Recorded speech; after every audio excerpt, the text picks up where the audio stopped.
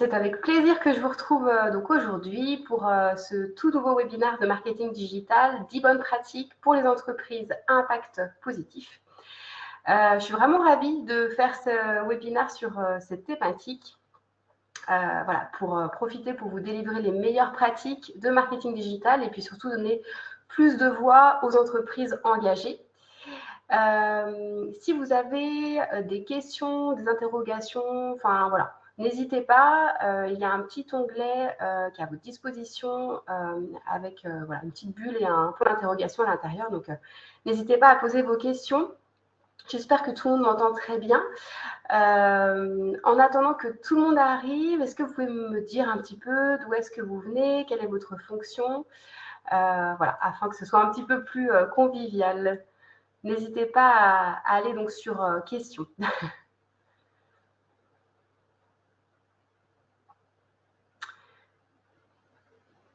Alors, je vois qu'on est un petit peu plus nombreux.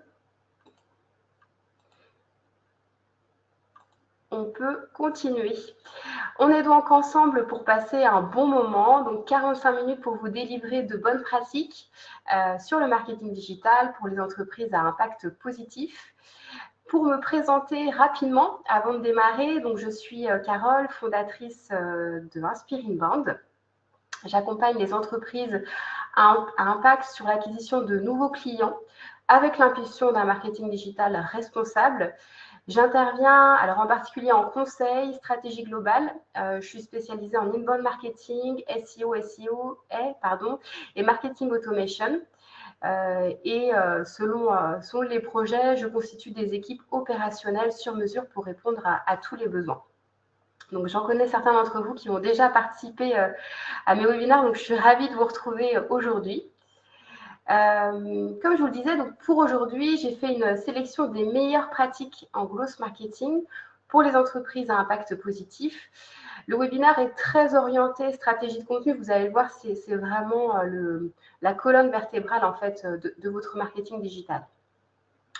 Donc au programme 10 bonnes pratiques. Donc objectif numéro 1, mettre l'impact positif au cœur de votre storytelling sans blablater.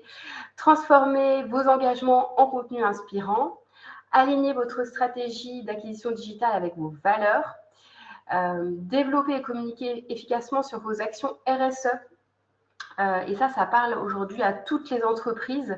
Voilà, même si l'impact positif n'est pas au cœur de son activité, on peut aussi communiquer sur son impact et développer une politique, une stratégie RSE afin de développer des actions les plus vertueuses d'un point de vue sociétal et environnemental. Et le dernier point, c'est comment développer votre personal branding sans non plus tomber dans l'auto-promo. Donc voilà, du concret, des exemples inspirants, actionnables pour toutes les boîtes à impact qui veulent mieux communiquer. Pour info, lors de vos inscriptions, vous avez dû le voir, le webinaire est en 2 temps. Le premier chapitre du webinaire est aujourd'hui et le deuxième est actionnable à la fin du webinaire. 30 à 45 minutes de consulting offert pour les boîtes à impact à réserver à la fin du webinaire. Donc voilà, c'est sans engagement, c'est simplement pour poursuivre le webinaire et être dans quelque chose de plus personnalisé, ce qu'on peut moins faire forcément en webinaire. Donc, bonne pratique numéro 1, l'impact positif au cœur de votre storytelling. À votre avis, alors n'hésitez pas à répondre sur questions, c'est toujours plus agréable effectivement de pouvoir échanger sur le webinaire. Pourquoi le storytelling est-il si important aujourd'hui pour les entreprises à impact positif? N'hésitez pas à poser vos questions dans la petite bulle questions.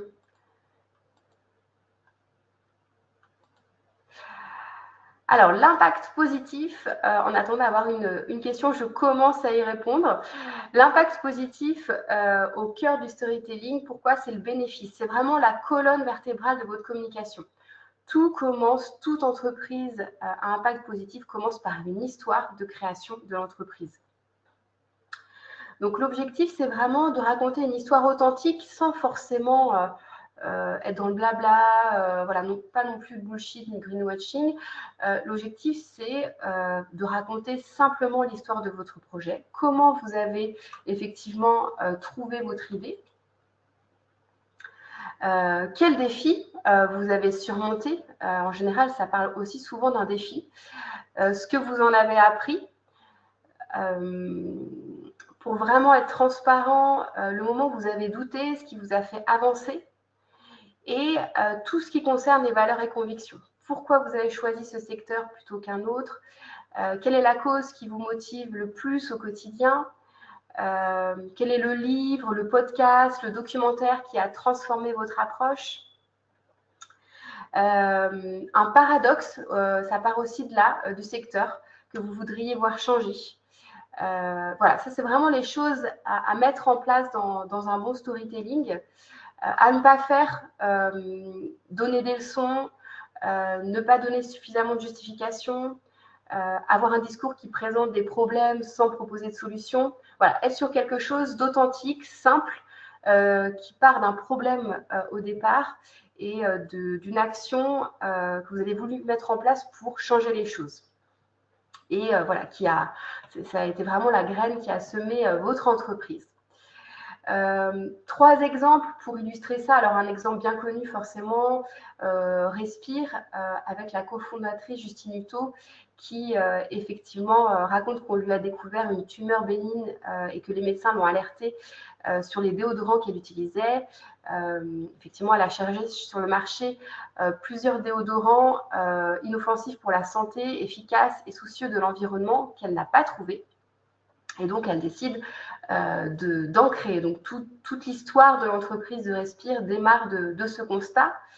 D'autres exemples qui sont un peu moins connus, mais voilà, qu'on a envie aussi de découvrir. Biobino, par exemple, le créateur qui souhaitait offrir pour le goûter de ses enfants des boissons saines, sans sucre ajouté, sans emballage plastique. Et puis d'autres types de storytelling où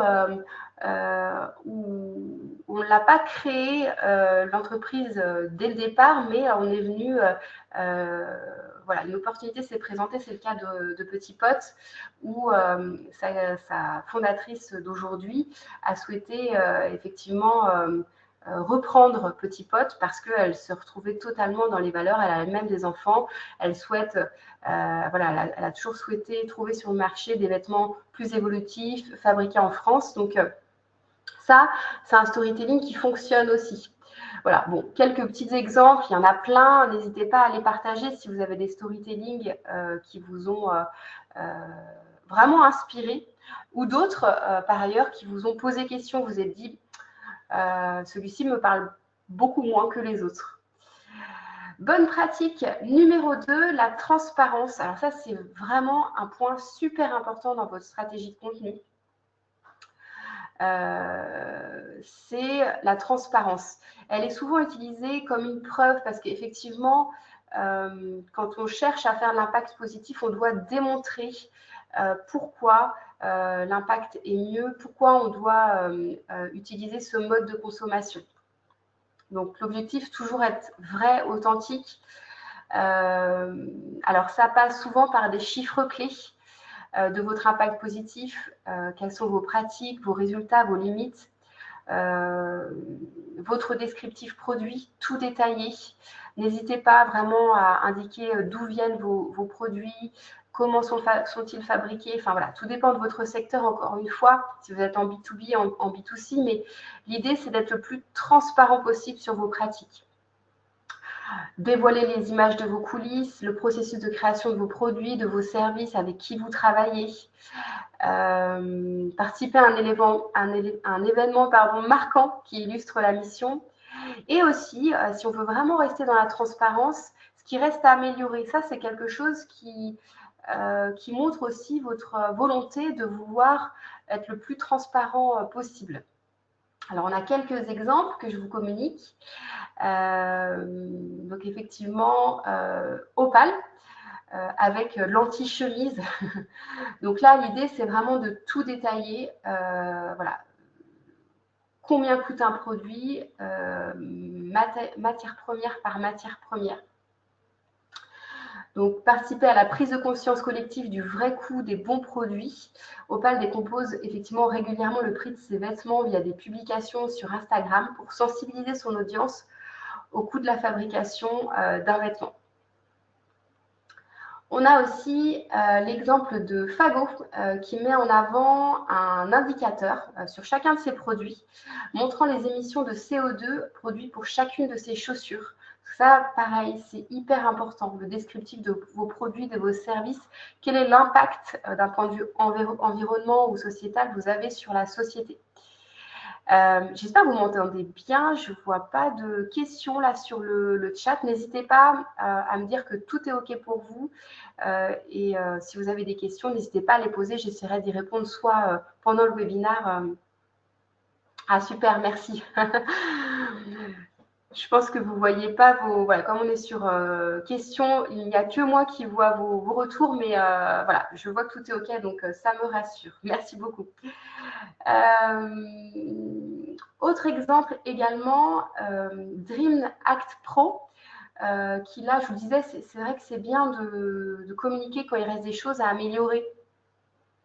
Là, par exemple, dans leur charte, ils aimeraient améliorer la mise en place d'une logistique éco-responsable.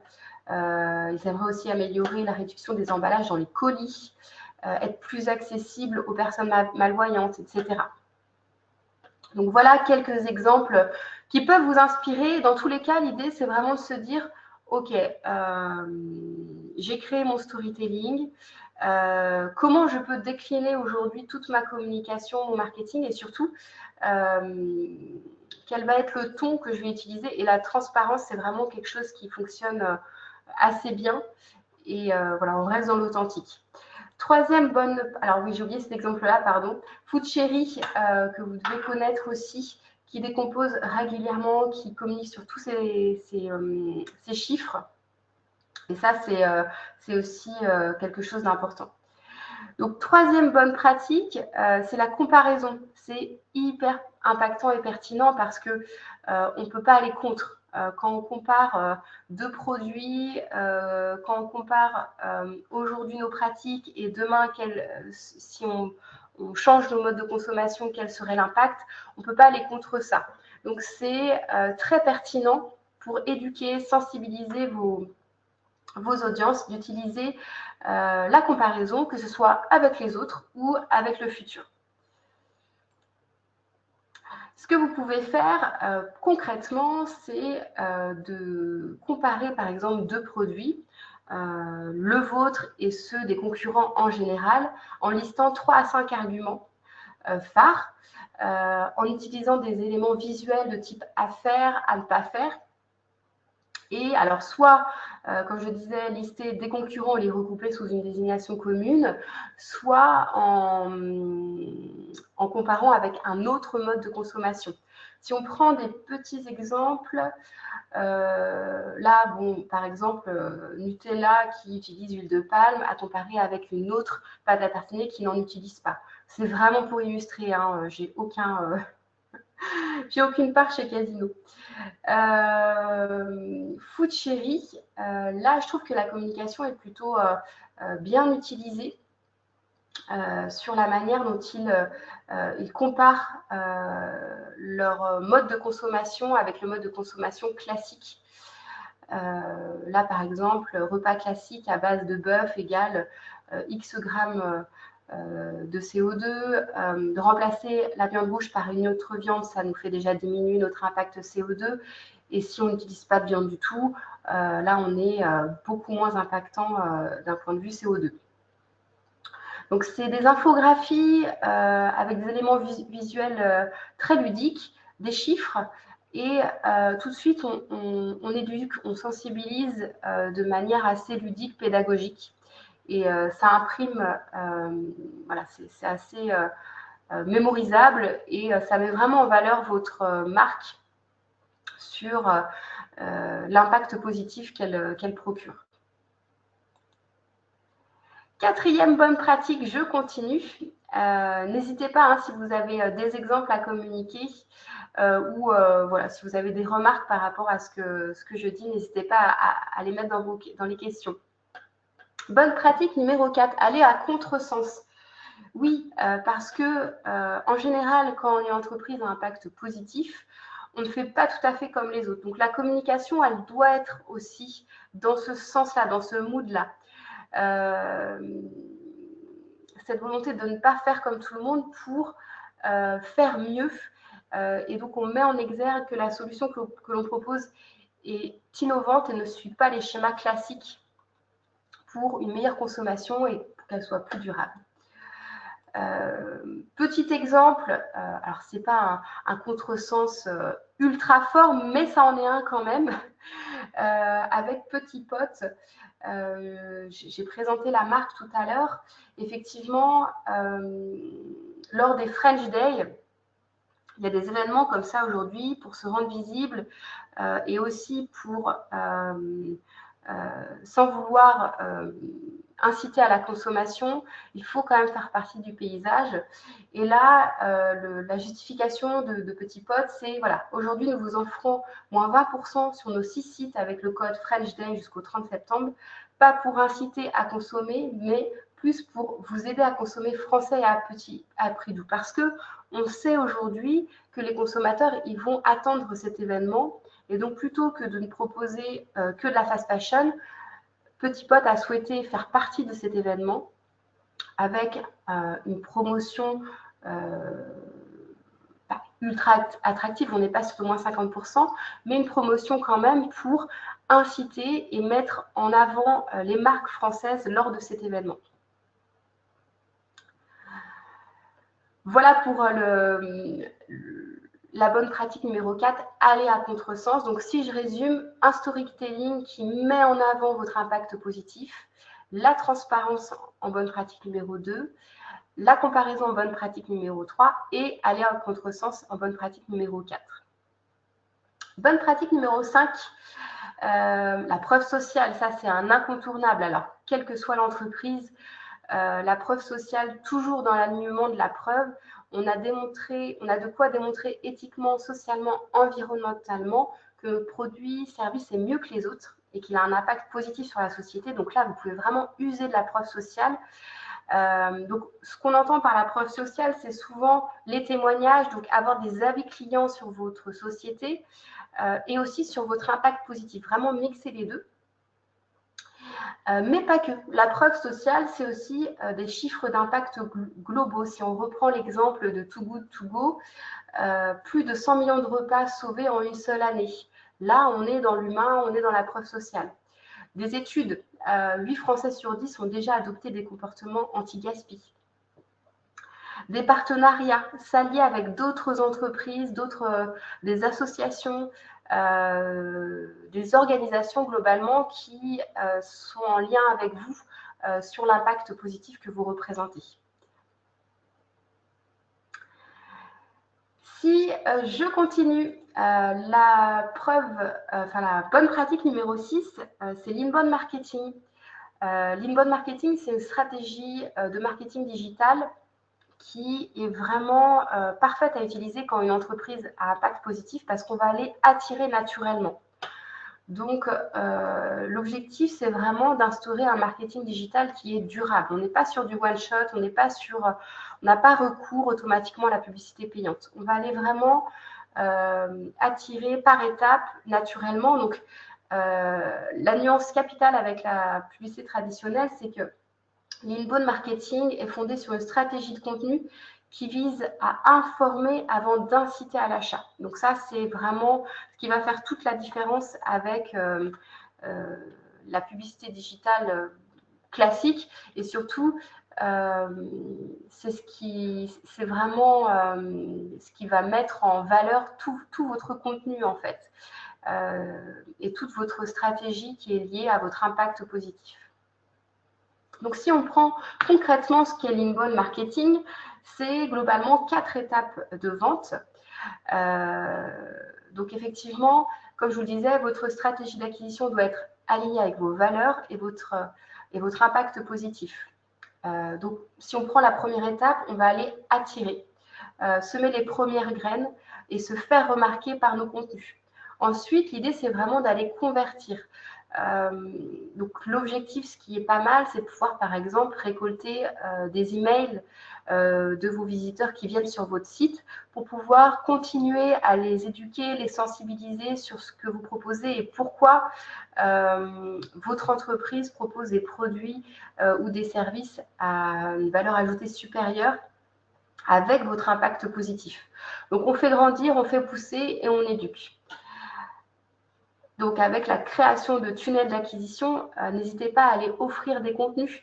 Par exemple, le guide pour mieux consommer, des infographies qui vont aller comparer des modes de consommation. Dès lors que vous avez un email, proposez des newsletters récurrentes, par exemple une fois par mois. L'idée, ce n'est surtout pas d'envoyer des emails à tout va, mais des emails ciblés avec du contenu qui intéresse votre audience. La bonne pratique, alors oui, pardon, j'ai oublié cette slide-là. Là, on a un petit détail en fait de vos stratégies de contenu en fonction de la maturité de vos visiteurs. S'il est top of funnel ou bottom of funnel. Top of funnel, clairement, vous allez plutôt proposer des contenus qui vont venir l'informer. Et bottom of funnel, vous allez plutôt sur de la prise de rendez-vous. Donc voilà, selon la maturité de votre visiteur, vous allez proposer des contenus qui lui conviennent en fait, pour y aller encore une fois pas à pas. Petit exemple sur justement l'inbound marketing, j'aime bien reprendre en fait cet exemple-là, c'est l'exemple de BIM, le kit solaire le plus simple à installer. Quand vous allez sur leur site, vous avez un header qui propose en fait 2 call to action, BIM, ça marche chez moi, et 2, commander mon kit. Donc ça rejoint un peu selon ce que je vous disais là précédemment, selon si votre visiteur il est top of funnel ou bottom of funnel. Top of funnel, déjà on va les vérifier avant de vendre un produit si ça fonctionne bien chez moi et quels sont ses avantages, quel est son impact positif. Et ensuite, bottom of funnel, on va commander son kit tout simplement. Vous avez toujours de la réassurance, je vous parlais de la preuve sociale tout à l'heure. Ici, il est noté 4,7 sur 5. Les avis sont gérés avec Trustpilot. Donc voilà, là vous avez un peu tous les ingrédients qui fonctionnent bien pour un bon inbound marketing et une stratégie de contenu orientée impact positif. Ici à Yako, j'aime bien aussi présenter, alors on est sur un site qui est beaucoup plus simple, mais pareil, 2 call to action, un boutique et un diagnostic végétal selon la maturité de votre visiteur. La newsletter de Junko, je vous en parlais tout à l'heure, qui propose tous les 15 jours un use case en fait sur un business model à impact positif qui est inspirant. Donc ça permet effectivement de communiquer sur ces actions et surtout de transmettre des actions concrètes de business model qui fonctionnent pour les entreprises à impact positif.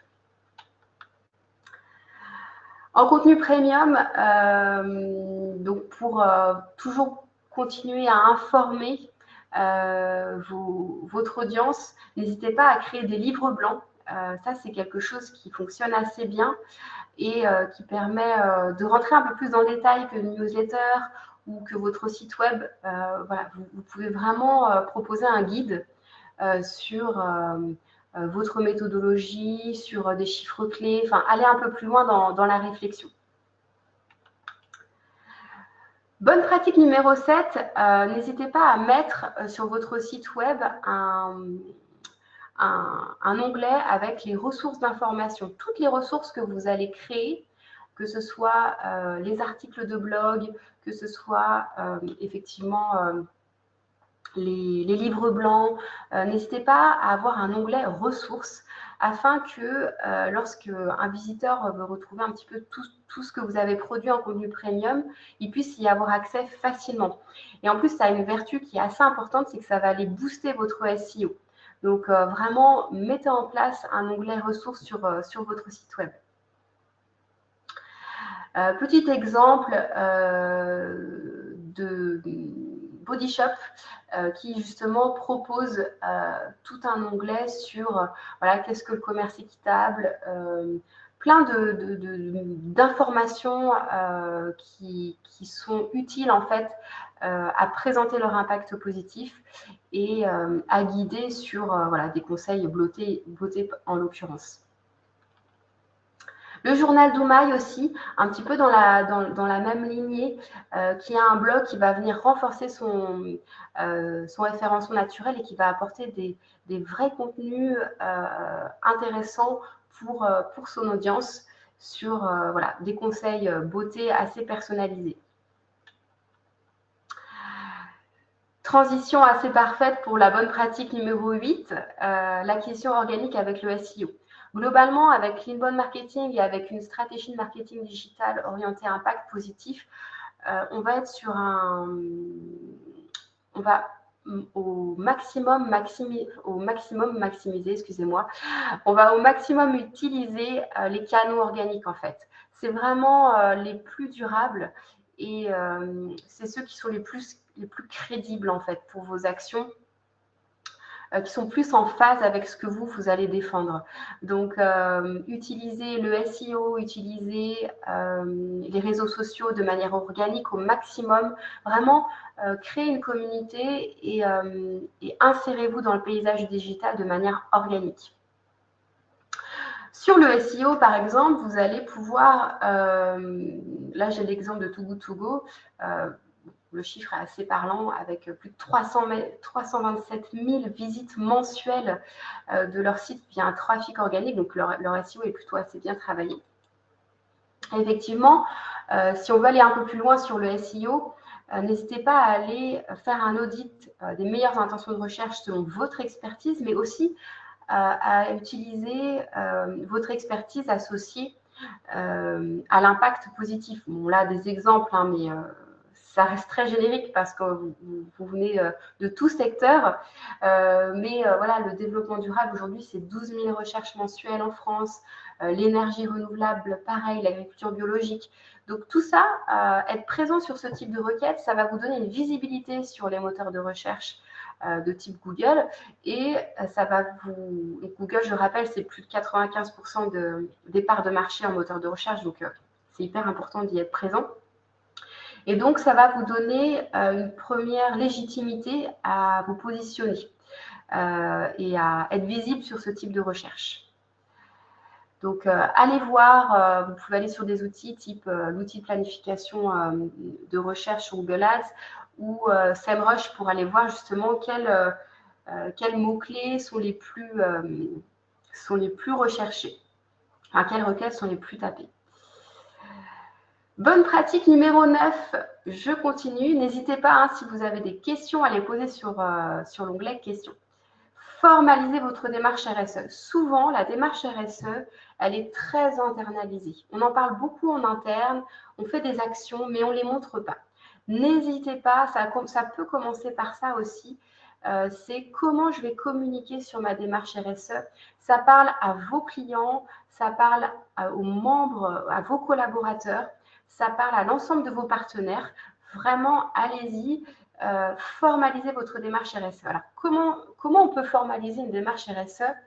Tout simplement, déjà, créer un rapport tous les jours, enfin tous les jours, pardon, pas tous les jours, tous les ans. N'hésitez pas à aller créer un rapport RSE que vous allez pouvoir diffuser. Ça peut déjà commencer par là. Ce rapport, vous allez l'enrichir au fil des années, mais vraiment, allez-y, créez ce rapport et diffusez-le. Ça, c'est vraiment important pour montrer que voilà, l'impact environnemental, sociétal, même si aujourd'hui l'impact positif n'est pas au cœur de vos actions, voilà, quelles actions vous faites au quotidien pour être présent et avoir une responsabilité sociétale et environnementale. Ce que vous pouvez faire aussi, c'est de participer aux événements. Alors là, j'ai mis un petit calendrier des événements les plus engagés. Donc, que ce soit sur votre communication sur les réseaux sociaux ou un événement que vous aimeriez bien participer, voilà, n'hésitez pas à regarder ce calendrier pour aller à l'événement ou communiquer sur l'événement qui vous parle et qui vous ressemble le plus. J'en parle beaucoup depuis le début, c'est transparence, comparaison, preuve. Et effectivement, si vous voulez aller plus loin dans votre démarche et votre responsabilité sociétale et environnementale, ça passe souvent et beaucoup par les labels et certifications, parce que on peut dire un peu ce qu'on veut. L'idée, c'est être un peu aligné et avoir les mêmes critères. Lorsqu'on parle d'impact carbone, il y a le label carbone que propose le gouvernement, par exemple, qui en est le témoin. N'hésitez pas à vous faire labelliser et certifier. C'est des process qui vont vous engager plus fermement dans votre action et qui vont vous pousser à aller plus loin et sur lesquels vous allez pouvoir communiquer aussi. Donc voilà, limitez votre impact environnemental et montrez-le, justifiez-le par des labels, des certifications.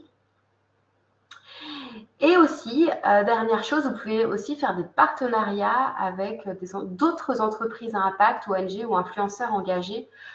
Voilà, toujours pour formaliser et communiquer sur votre démarche RSE. Voilà pour la bonne pratique numéro 9. Je termine avec la dernière bonne pratique pour un peu boucler la boucle. On parlait au tout début du storytelling. Le storytelling, c'est souvent lié aux entrepreneurs, aux créateurs des entreprises, pas que, mais voilà, ça part souvent de là. Donc j'en profite pour communiquer sur la dernière bonne pratique, développer votre personal branding. Le leadership, l'entrepreneuriat sont très importants quand on développe une marque, une entreprise à impact positif. L'idée, ce n'est pas d'être effectivement dans l'auto-promo. L'idée, c'est plutôt d'être dans... voilà, qu'est-ce qui fait... Excusez-moi. Qu'est-ce qui fait que lorsque je vais prendre la parole, je vais pouvoir communiquer sur un meilleur impact positif. Donc, quelques exemples. Un moment, vous avez dû prendre une décision difficile et pourquoi ? Souvent, vous voyez des posts sur LinkedIn. C'est vrai que LinkedIn est un réseau social qui est assez chouette pour ça. C'est qu'en tant qu'entrepreneur, alors aussi en tant que collaborateur, hein, ça passe, les deux vraiment, on peut prendre la parole au nom de son entreprise, mais de manière plus humaine. Sur Instagram, on le voit de plus en plus aussi, TikTok. Donc voilà, à un moment où vous avez dû prendre une décision difficile et pourquoi, la plus grande erreur que vous avez faite et ce qu'elle vous a appris. Donc voilà, des choses pas bateau, quoi. L'idée, c'est d'être sur des prises de parole concrètes. Le meilleur conseil que vous avez reçu en tant qu'entrepreneur à impact et que vous souhaitez partager. Les habitudes qui vous aident à rester inspiré, motivé. Voilà, à ne pas faire parler de décisions effectivement qui vont à contresens de votre personnalité. Il ne faut pas qu'une prise de parole vous coûte, il faut que ce soit vraiment aligné avec ce que vous souhaitez dire, avec ce que vous souhaitez mettre en lumière au nom de votre entreprise.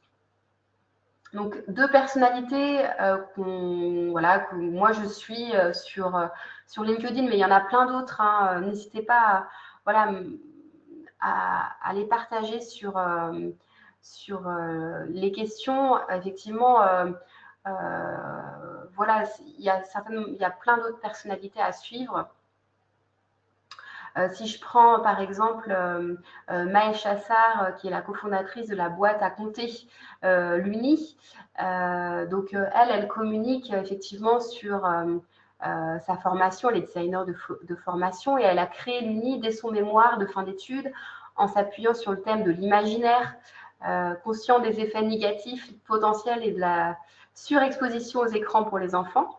Et son produit phare avec l'Uni, c'est la Fabrique à Histoire, une conteuse audio sans écran ni ondes.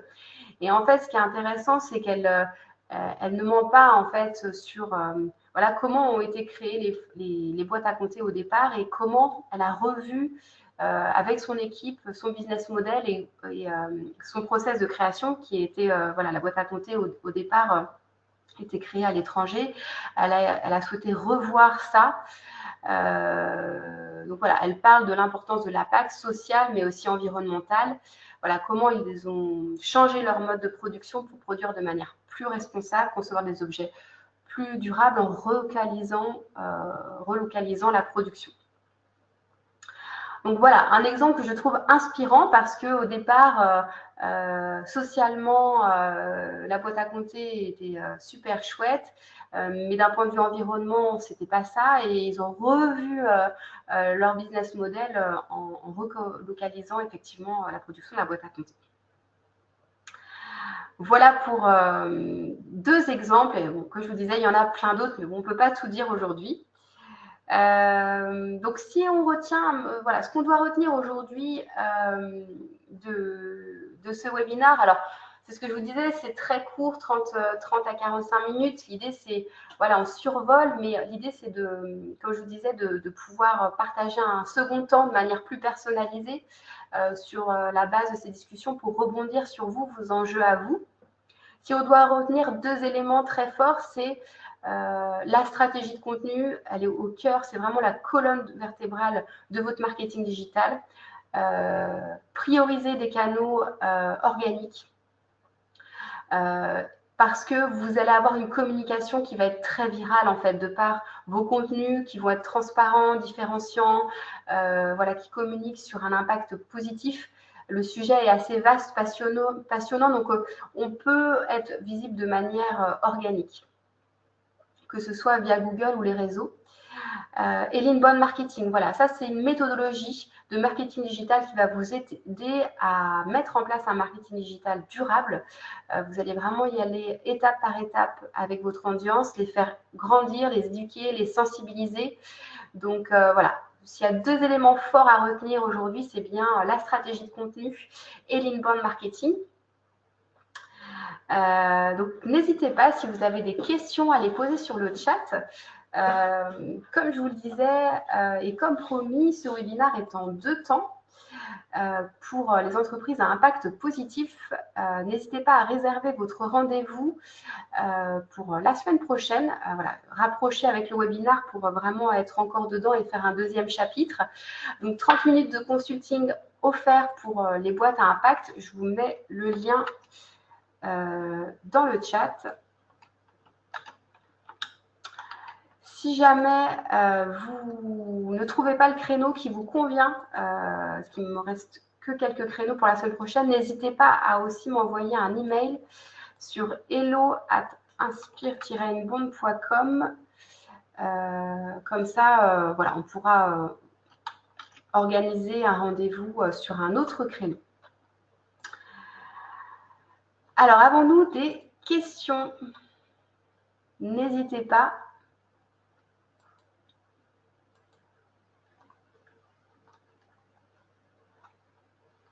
Alors, je n'ai pas de nouvelles questions. Merci beaucoup. En tout cas, j'étais ravie de vous partager ces bonnes pratiques. Ah, si j'ai une petite question avant de terminer. Quelle est la meilleure manière de diffuser un livre blanc? LinkedIn. Alors, tout dépend de votre secteur d'activité. Tiffany, merci pour votre question. Effectivement, un livre blanc, il y a deux manières, deux funnels en fait d'acquisition à créer. Le premier, c'est l'emailing avec votre base de données que vous avez actuellement. Vous allez pouvoir envoyer un emailing d'invitation à télécharger ce livre blanc. Et le deuxième, c'est via les réseaux sociaux. Alors, LinkedIn, oui, si vous êtes en B2B. Et sinon, en B2C, l'un des réseaux, sur l'ensemble de vos réseaux sociaux, n'hésitez pas à envoyer régulièrement un post qui invite justement à en savoir plus et à télécharger ce livre blanc. Ça va vous donner soit... ça a deux bénéfices en fait. Le premier, c'est d'éduquer et sensibiliser davantage. Et le deuxième, si vous n'avez pas déjà l'adresse email de votre visiteur, ça va vous aider à continuer à communiquer et à partager vos informations via des newsletters. Donc, ça a vraiment deux bénéfices. Donc, effectivement, les réseaux sociaux et emailing pour le livre blanc. Et puis, comme je disais tout à l'heure, avoir un onglet ressources sur votre site web pour que ce livre blanc soit toujours accessible pour vos visiteurs. Avons-nous d'autres questions? Alors, je n'ai pas de nouvelles questions. Merci beaucoup pour votre retour. Je vois beaucoup de messages sur les questions. En tout cas, merci à vous pour ce moment. Je vous dis à très bientôt. J'organise régulièrement des webinaires, donc je serai ravie de vous retrouver pour une prochaine thématique. S'il y a des thématiques que vous souhaiteriez aborder, n'hésitez pas également à me les communiquer afin que effectivement je puisse concocter un nouveau webinaire sur une thématique que vous aimeriez en savoir plus. Merci beaucoup à tous. Je vous souhaite un bon appétit et je vous dis à très bientôt. À bientôt. Au revoir.